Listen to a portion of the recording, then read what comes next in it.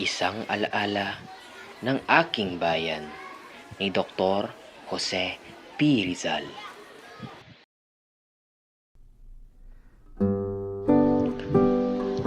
Nagugunit ako ang nagdaang araw nang kamusmusan kong kay sayang pumanaw sa gilid ng isang baybaying nuntian nang rumaragas ang agos ng dagatan. Kung alalahanin ang damping marahan, halik sa noo ko ng hanging magaslaw. Ito'y naglalagos sa aking katauhan, lalong sumisiglat, nagbabagong.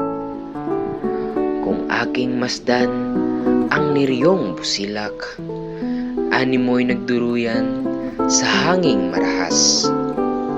Habang sa buhangin dito'y nakalatag ang lubhang maalon, mapusok na dagat.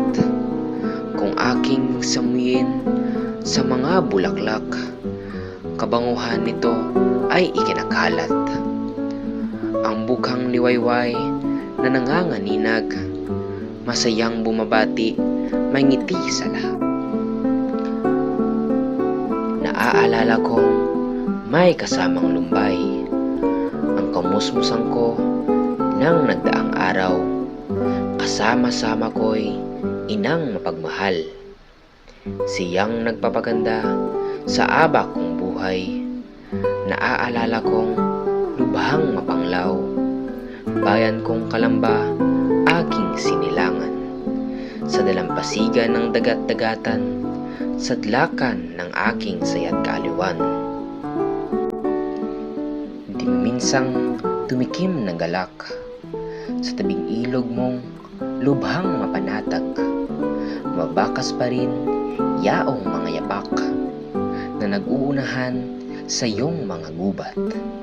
Sa iyong kapilyay, sa ganda ay salat, ang mga dasal ko'y laging nag-aalab. Habang ako na may maligayang ganap, bisa ng hangin mo ay walang katulad. Sa kakubatan mong kahanga-hanga, nababanaag ko'y kamay ng lumikha. Sa iyong himlayan ay wala ng luha, wala ng daranas ni munting balisa. Ang bughaw mong langit na tinitingala, dala ang pag-ibig sa puso at diwa. Buong kalikasay, titik na mistula, aking nasinag, pangarap kong tuwa.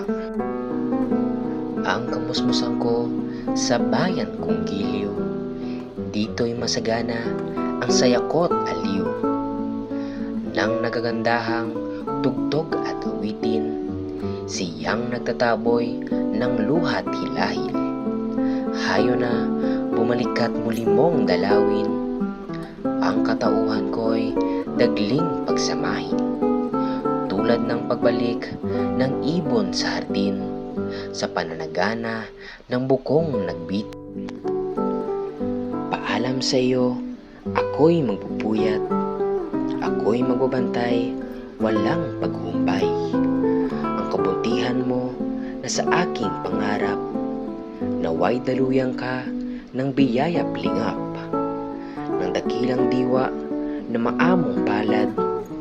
Tanging ikaw lamang panatang maalab. Pagdarasal kita sa lahat ng oras na ikaw ay laging manatiling tapat.